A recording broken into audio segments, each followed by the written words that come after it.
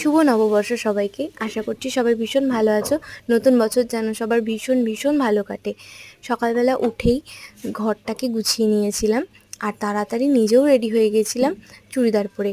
মায়ের সাথে কিন্তু প্রত্যেকবারই নববর্ষের দিন আমি গঙ্গায় যাই। বিয়ে হয়ে গেছে তাতে কি, এবারও কিন্তু অন্যথা হয়নি। সকালে উঠেই আমি রেডি হয়ে মাকে ফোন করে বলেছিলাম যে গঙ্গায় কিন্তু যাবই। তো যাই হোক, হলুদ আর আখের গুঁড়ো আমি রিসেন্ট কয়েকদিন ধরে খাচ্ছি, এটা কিন্তু খাওয়া শরীরের জন্য খুব ভালো। আর চা খেয়ে বেরিয়ে পড়েছিলাম। শানুও গিয়েছিল, ও যদিও গাড়ি নিয়ে গিয়েছিল। গঙ্গায় গিয়ে দেখলাম বেশ অনেক মানুষই আছে। যাই হোক, আমি কিন্তু ডুব দিতে ভয় পাই, তাই জন্য লোক থাকার ফলে আমার একটু সুবিধেই হয়েছিল। বাড়িতে এসে রেডি হয়ে নিয়েছিলাম। মা যে নতুন জামাটা দিয়েছিল, চান করে মার জামা না পরলে হয়, তাই জন্য ওই জামাটা পরে মাকেই আবার গিয়েছিলাম দেখাতে। এবার শানু যে এই জামাটা নিয়ে এসেছিলো ফুল হাতা, সেটা নাকি ওর পছন্দ হয়নি, সেটাকে আবারও চেঞ্জ করে নিয়ে এসেছে। এই জামাটাও নিয়ে এসেছিলো। অবশ্যই তোমরা দেখে বলবে ওর জামাটা কেমন লাগছে আর আমাকেও কেমন লাগছে। আজকের মতন টাটা, সবাই খুব ভালো থেকো।